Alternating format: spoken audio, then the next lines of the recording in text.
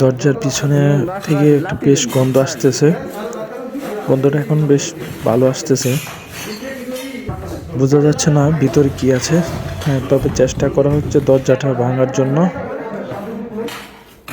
শেষ পর্যন্ত দেখতে থাকুন দরজাটা ভাঙার পর ভিতরে কি আছে।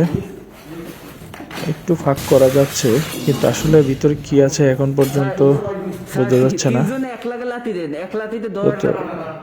চেষ্টা করা হচ্ছে দরজাটা ভাঙার জন্য, কিন্তু আসলে বেশ শক্ত করে লক করার কারণে হয়তো বোঝা যাচ্ছে না যে আসলে একটু ফাঁক করা হচ্ছে ভিতরে, তারপরেও বোঝা যাচ্ছে না অন্ধকারের জন্য।